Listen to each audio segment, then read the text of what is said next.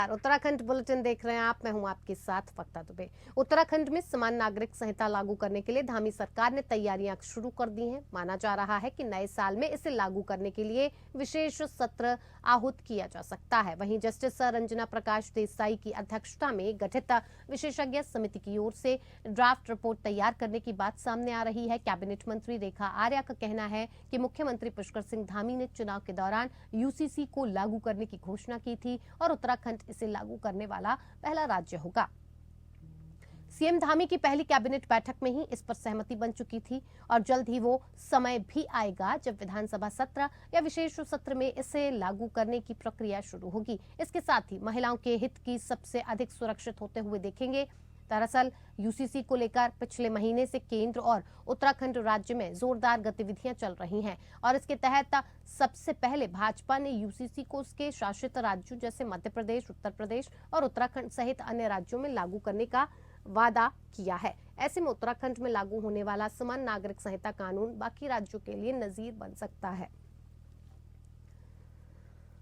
पास में सारे ही master strokes हैं।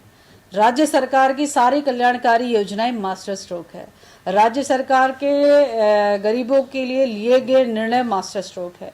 आज विकसित भारत संकल्प रथ यात्रा प्रारंभ की गई है, वह भी अपने आप में मास्टर स्ट्रोक है। तो चूंकि भारतीय जनता पार्टी की सरकार चाहे वो केंद्र में हो चाहे वो राज्य में हो, गरीबों के कल्याण के लिए ही उसके निर्णय दिखते हैं, होते हैं और इम्प्लीमेंट हो रहे हैं। उन्हीं का आशीर्वाद है कि लगातार जो है क्रमदर तरीके से अन्य अन्य राज्यों में हमारी सरकारें बन रही हैं। तो ये सब चीज़ें जो हैं मुझे लगता है मास्टर स्ट्रोक के रूप में है और निश्चित रूप से आने वाली चाहे लोकसभा में इन्हीं गरीबों का आशीर्वाद प्राप्त होगा, महिलाओं का आशीर्वाद प्राप्त होगा, युवाओं का आशीर्वाद प्राप्त होगा और पांचों लोकसभाएं जो है वह कमल के फूल के रूप में जो है माननीय प्रधानमंत्री जी को हैट्रिक करने के लिए उत्तराखंड जो सहयोग कर सकता है वह सहयोग 100% होगा ही होगा, ऐसा मैं पूरा विश्वास के साथ कह सकती हूँ। की तैयारी के लिए उत्तराखंड की धामी सरकार ने शुरू कर दी हैं तैयारियां कि किस तरह से इसे जल्द से जल्द लागू किया जा सकता है और इसके लिए आपको बता दें कि विशेष सत्र भी आहूत किया जा सकता है। इधर उत्तराखंड में यूसीसी को जल्द लागू करने को लेकर प्रदेश सरकार लगातार दावे कर रही है। सरकार के दावों पर कांग्रेस ने कहा कि सरकार 2021 से इसको लेकर बयानबाजी कर रही है, लेकिन अभी तक कोई पहल नहीं हो पाई है। कांग्रेस के प्रदेश उपाध्यक्ष मथुरा दत्त जोशी ने कहा कि यूसीसी को लेकर गठित कमेटी ने अपनी रिपोर्ट सरकार को सौंपी है या नहीं, ये भी साफ नहीं हो पाया है। कांग्रेस उपाध्यक्ष ने सरकार पर भी कई सवाल उठाए।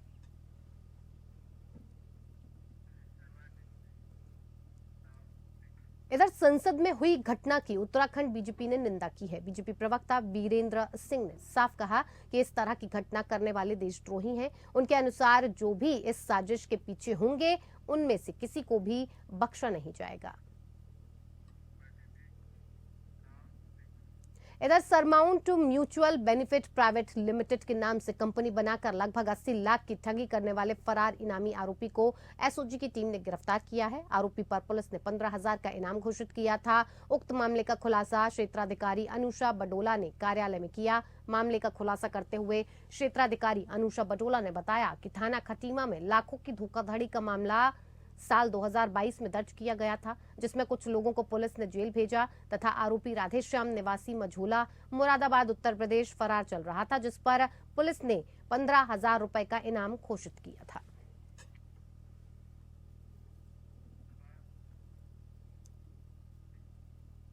उत्तराखंड सरकार ने पहाड़ी इलाकों के लोगों के लिए एक नई योजना शुरू की है, जिससे अब पहाड़ी इलाकों के रहवासियों को गैस सिलेंडर की रिफिलिंग के लिए परेशान नहीं होना पड़ेगा।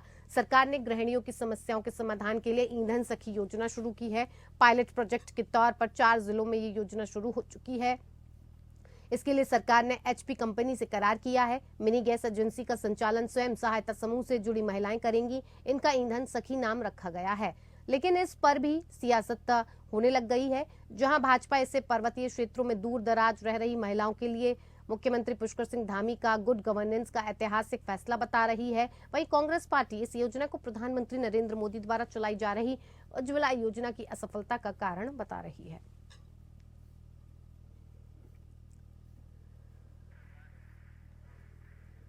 इधर वर्तमान में देहरादून में जाम का सबसे बड़ा स्पॉट आड़त बाजार है। बीते कई सालों से इसकी शिफ्टिंग की योजना पर काम किया जा रहा है। हालांकि अब जाकर मसूरी देहरादून विकास प्राधिकरण ने आड़त बाजार की शिफ्टिंग की दिशा में मजबूत कदम बढ़ाए हैं। नए स्थल पर आड़त बाजार के विकास के लिए MDDA ने टेंडर आमंत्रित किए हैं। ग्लोबल इन्वेस्टर्स समिट 2023 के सफल संचालन के बाद MDDA उपाध्यक्ष वंशीधर तिवारी ने आड़त बाजार की शिफ्टिंग का बड़ा लक्ष्य निर्धारित किया। आड़त बाजार को शिफ्ट करने के लिए करीब 145 करोड़ रुपए स्वीकृत किए गए। मुख्यमंत्री पुष्कर सिंह धामी भी चाहते हैं कि शहर के इस सबसे बड़े बाटलनेक को शीघ्र व्यवस्थित और पूरी प्लानिंग के साथ दूर किया जाए और इसके लिए आड़त बाजार को नए स्थल पर शिफ्ट करने के साथ ही सहारनपुर चौक से लेकर तहसील चौक तक सड़क के 1.55 किलोमीटर भाग को 24 मीटर तक चौड़ा किया जाए ताकि जाम की समस्या को दूर किया जा सके।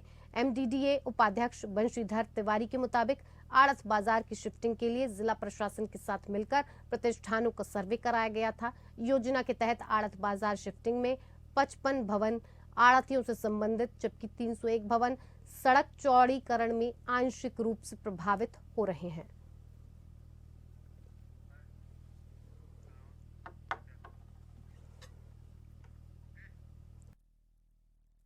इधर कुमायूं के काशी बागेश्वर के नगरीय क्षेत्र में अवैध रूप से संचालित किए जा रहे बूचड़ खानों में प्रशासन द्वारा प्रतिबंध लगाया गया है।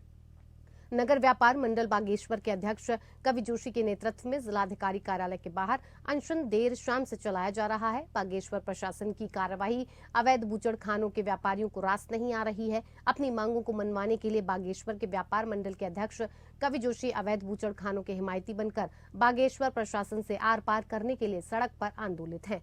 जिलाधिकारी अनुराधा पाल द्वारा बागेश्वर में अवैध बूचड़ खानों को बंद करने के लिए आदेशों का बागेश्वर के पशु प्रेमियों ने स्वागत करते हुए कहा कि जब से नगर पालिका बागेश्वर का चार्ज जिलाधिकारी बागेश्वर अनुराधा पाल ने लिया है, तब से सरयू और गोमती नदी तटों पर स्वच्छता है। बागेश्वर आध्यात्मिक क्षेत्र है। बागेश्वर नगर से बाहर बूचड़ खाने खुलने चाहिए।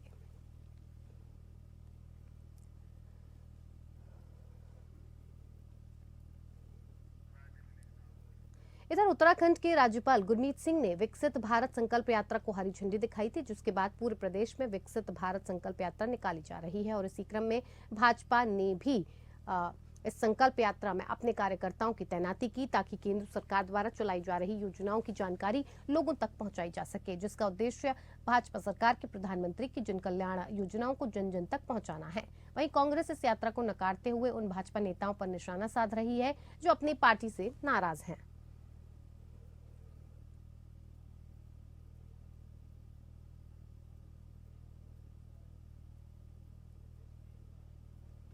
कोई इनकी यात्रा हमने चलते हुए देखी नहीं कि कोई यात्रा ये निकाल रहे हों। ये सिर्फ एक एक्सरसाइज है उन शुद्ध, उन आक्रोशित, उन फ्रस्ट्रेटेड कार्यकर्ताओं को घर से बाहर निकालने की, जो दायित्व न मिलने की वजह से शुभ हैं, जो मंत्रिमंडल का विस्तार न होने की वजह से शुभ हैं, जो तमाम महत्वपूर्ण पोस्ट न दिए जाने की वजह से शुभ हैं, और तो और जो इस बात से आक्रोशित हैं कि भाजपा भानुमति का पिटारा हो चुकी है। हर दल से यहाँ नेता लाए जा रहे हैं, सम्मिलित कराए जा रहे हैं भाजपा में, और उसके बाद कार्यकर्ताओं के सर पर बैठा दिए जा रहे हैं। उनको विधायक का टिकट, पार्षद का टिकट दिया जा रहा है। तो कहीं ना कहीं जो कुड़न है, जो उसका अपना कार्यकर्ता है, कैडर का कार्यकर्ता है, उसको मोबिलाइज करने के लिए इस तरह की एक्सरसाइज, इस तरह की यात्रा निकालने की भाजपा भरपूर कोशिश कर रही है।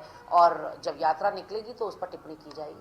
इस योजना को राज्य सरकार के अधिकारी, कर्मचारी इस योजना को जन जन तक पहुंचाने का काम कर रहे हैं। भारतीय जनता पार्टी के नेता और कार्यकर्ता भी इसमें सहयोग कर रहे हैं। तो ये जो भारत विकसित यात्रा है, जो देश के यशस्वी प्रधानमंत्री नरेंद्र भाई मोदी जी के द्वारा देश के लोगों के लिए, उत्तराखंड के लोगों के लिए जो विभिन्न कल्याणकारी योजनाएं चलाई गई हैं, जो बड़ी बड़ी योजनाएं हैं, छोटी योजनाएं हैं, इन सभी की विस्तृत जानकारी लोगों के साथ साझा कर रहे हैं। जो लाभार्थी हैं, जिन्होंने लाभ लिया है, उनसे ये यात्री में जाके मिल रहे हैं और उनका जो अनुभव है, जिस किसी ने इस लाभार्थी योजना का लाभ लिया है, उसके अनुभव को साझा कर रहे हैं। वो बता रहे हैं कि किस तरीके से केंद्र सरकार की योजना से उनको लाभ पहुंचा है, उनका आर्थिक स्तर बढ़ा है, उनका जो सिर का बोझ कम हुआ है और उनको इसका लाभ मिला है। राज्य आंदोलनकारी को मिलने वाले 10% क्षैतिज आरक्षण को लागू करने को लेकर राज्य आंदोलनकारियों ने सरकार की मंशा पर सवाल उठाया है। राज्य आंदोलनकारी क्रांति कुकरेती ने शहीद स्थल पर प्रेस वार्ता कर बताया कि सरकार ने मार्च 2023 में ही क्षैतिज आरक्षण को लागू करने की बात कही थी, लेकिन अभी तक क्षैतिज आरक्षण विधेयक विधानसभा में पास नहीं हुआ है। उन्होंने सरकार को 25 दिसंबर तक का अल्टीमेटम देते हुए कहा कि अगर सरकार क्षैतिज आरक्षण विधेयक को पास नहीं करती है तो आंदोलनकारी अपने आगे की रणनीति तय करेंगे। बार बार ये कह रही है कि हमने लागू कर दिया। 13 मार्च की, जैसा मैंने अपने वक्तव्य में पहले रखा है कि 13 मार्च की गैरसैंण कैबिनेट के बाद तो सारे अखबारों में ये छपा है कि राज्य आंदोलनकारियों का क्षैतिज आरक्षण लागू हो गया। सरकार ने अपने 1 वर्ष के कार्यकाल की उपलब्धियों का जो ब्यौरा छापा था, उसके पहले पैराग्राफ की तीसरी पंक्ति में ये लिखा हुआ है कि राज्य आंदोलनकारियों का 10% क्षैतिज आरक्षण लागू हो गया। भले ही उसी सरकार का एक्ट आया कब? सितंबर में।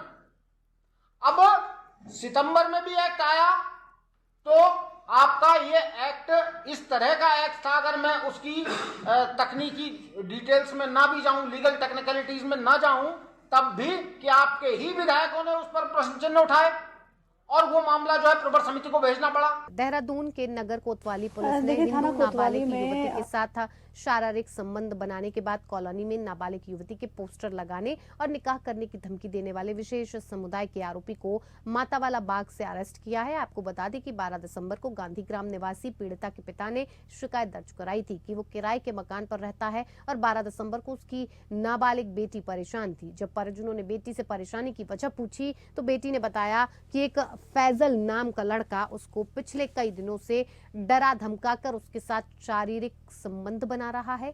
पीड़िता ने जब आरोपी फैजल से बात करने से मना किया तो फैजल ने धमकी दी कि तेरे पोस्ट बनाकर पूरे कॉलोनी में लगवा दूंगा। आरोपी फैजल ने पीड़िता की फोटो डिलीट करने के लिए पैसों की मांग की। साथ ही फैजल ने धमकी दी कि वो उससे निकाह करेगा। एसपी सिटी सरिता डोभाल ने बताया कि कोतवाली पटेल नगर क्षेत्र में पीड़िता के पिता ने तहरीर दी कि उनकी नाबालिग बेटी के साथ दुष्कर्म और कॉलोनी में पोस्टर लगाने की धमकी देने वाले आरोपी के खिलाफ पॉक्सो एक्ट सहित बलात्कार का मुकदमा दर्ज करने के बाद कोतवाली पुलिस ने आरोपी फैजल को मातावाला बाग से अरेस्ट कर न्यायालय में पेश कर जेल भेजा है। दिसंबर को एक व्यक्ति द्वारा तहरीर दी गई जिसमें कि उसके द्वारा बताया गया है कि उसकी नाबालिग पुत्री के साथ एक व्यक्ति द्वारा जो है दुष्कर्म किया गया है और उसके अलावा भी उस व्यक्ति द्वारा लगातार उनकी पुत्री को धमकाया जा रहा था और उसकी फोटोज को चिपकाने की जो है धमकी दी जा रही थी। इस संबंध में मुकदमा पंजीकृत किया गया है। पॉक्सो एक्ट के अंतर्गत मुकदमा पंजीकृत किया है और अभियुक्त की गिरफ्तारी की गई। देहरादून पुलिस ने बिहार पुलिस की मदद से रिलायंस ज्वेलरी शोरूम लूट में शामिल और 2 लाख के एक और इनामी आरोपी को बिहार से गिरफ्तार किया है। एसएसपी देहरादून ने पत्रकार वार्ता कर इसका खुलासा किया। उन्होंने कहा कि 6 से 8 राज्यों में इस तरह की घटनाएं हुई हैं, लेकिन उन सभी में गिरफ्तारी और रिकवरी का प्रतिशत कम है। लेकिन देहरादून पुलिस ने एसटीएफ की मदद से इस लूट प्रकरण के 9 आरोपियों को केवल 1.5 माह में गिरफ्तार कर लिया और इसमें लूट की घटना को अंजाम देने वाले 3 मुख्य आरोपियों को भी गिरफ्तार किया गया। अब इसके अगले चरण में इनसे रिकवरी की जाएगी, क्योंकि इस तरह के गैंग के सदस्य मॉडस ऑपरेंडी के तहत प्रोफेशनल होते हैं और इसीलिए जल्द ही दूसरे चरण में इनसे रिकवरी की जाएगी। इधर एसटीएफ ने ऋषिकेश के कंजाग्रांट क्षेत्र से जून में 2 नशा तस्करों को गिरफ्तार किया है और इन दोनों आरोपियों के पास से 300 ग्राम स्मैक बरामद की गई। एसटीएफ ने इन दोनों तस्करों को हिरासत में लेकर जब पूछताछ की तो पता चला कि इन दोनों ने नशे की तस्करी कर करोड़ों की संपत्ति अर्जित की और जिस क्रम में कार्यवाही करते हुए एसटीएफ ने इन दोनों तस्करों से 1 करोड़ की संपत्ति जब्त की। वहीं लेन देन में इस्तेमाल होने वाले इनके अकाउंट भी फ्रीज किए गए।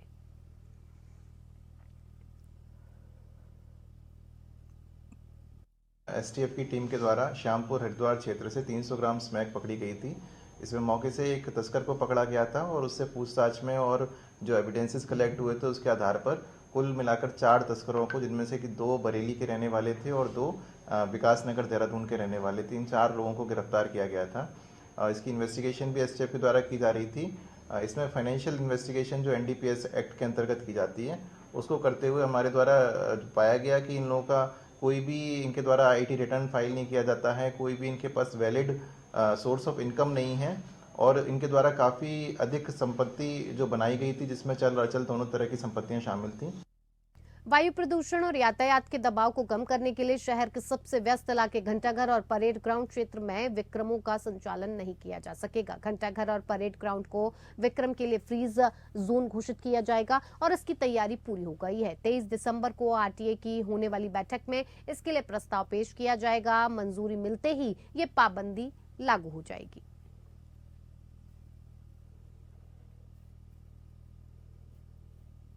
देखिए, ऐसा एक प्रस्ताव हमारे आरटीए की बैठक जो 23 दिसंबर को होने जा रही है उसके अंदर ये प्रस्ताव भी रखा गया है कि जिसके अंतर्गत जैसे पूर्व में जो प्रेमनगर से विक्रम चलते थे उनको प्रभात सिनेमा से ही टर्न कराया जा रहा था, ऐसे ही एशले हॉल पर जो वहाँ से चलते हैं उनको किया जा रहा है।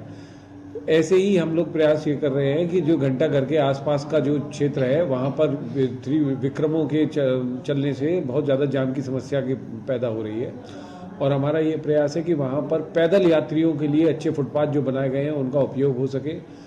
इसके लिए ये अत्यंत आवश्यक है कि ऐसे वाहन जो कि कॉन्ट्रैक्ट कैरेज के हैं और इलीगली इस क्षेत्र में चल रहे हैं उनको नियंत्रित किया जा सके और आम लोगों को और स्टेज कैरेज की बसों के लिए रास्ता प्रशस्त किया जा सके।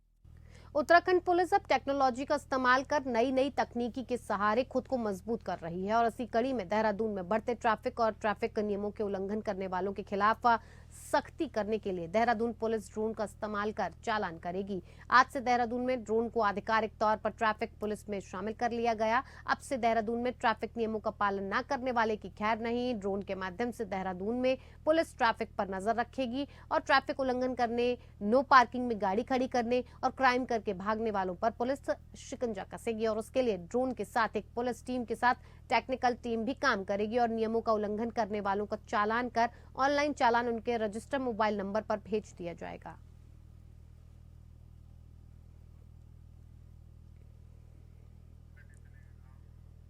इधर हरिद्वार में ट्रैफिक व्यवस्था सुचारू करने और जाम की समस्या को खत्म करने के लिए पुलिस ड्रोन का सहारा लेने जा रही है। एसएसपी प्रमेंद्र सिंह डोभाल ने 5 ड्रोन और 5 नई टोइंग क्रेन का उद्घाटन किया। इन ड्रोन्स के जरिए भीड़भाड़ वाले इलाकों में ट्रैफिक की स्थिति और बेतरतीब खड़े हुए वाहनों पर नजर रखी जा सकेगी। साथ ही मौके पर पहुंचकर या नंबर प्लेट के फोटो के जरिए गाड़ी का चालान किया जाएगा। उसके अलावा 5 नई टोइंग क्रेन से पुलिस टोइंग की कार्रवाई भी बढ़ाने वाली है। एसएसपी ने जानकारी दी कि हरिद्वार और रुड़की सिटी क्षेत्र में ड्रोन का इस्तेमाल किया जाएगा।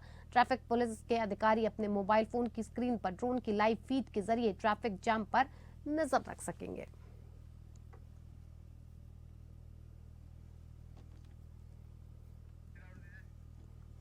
तो हरिद्वार में ट्रैफिक व्यवस्था को सुधारने के लिए पुलिस ने एक नया कदम उठाया है और इसी को देखते हुए हरिद्वार पुलिस ने एक नई पहल की है। अब ड्रोन से ट्रैफिक की निगरानी की जाएगी और पुलिस अधिकारी जो तैनात किए गए हैं वो अपने मोबाइल फोन पर ही देख सकते हैं कि किस तरह से ट्रैफिक कहां पर किस तरह से बढ़ रहा है या फिर क्या कुछ गतिविधियां चल रही हैं। इन सारी व्यवस्थाओं को ठीक करने के लिए ट्रैफिक पुलिस की तरफ से 5 नई टोइंग मशीन और ड्रोन्स का उद्घाटन किया गया है। पहल इसमें करी गई है। एक तो ड्रोन के माध्यम से हम लोगों के द्वारा जो अत्यधिक दबाव वाले क्षेत्र हैं उस पर हम लोग नज़र रख सकेंगे और साथ में टोइंग अपनी जो कैपेसिटी है उसको बढ़ाने के लिए हम लोगों ने 5 पीपीवी मोड पे नए क्रेन्स हायर किए हैं। उनको हम लोग नई जगह पर प्लेस करेंगे और जो पार्किंग गलत तरीके से की गई है उसको हम लोग वहां से रिमूव करने के लिए और सुचारू रूप से चलाने के लिए ट्रैफिक को इस व्यवस्था को आगे लागू कराएंगे। चलिए, उत्तराखंड बुलेटिन में मेरे साथ इतना ही। नमस्कार।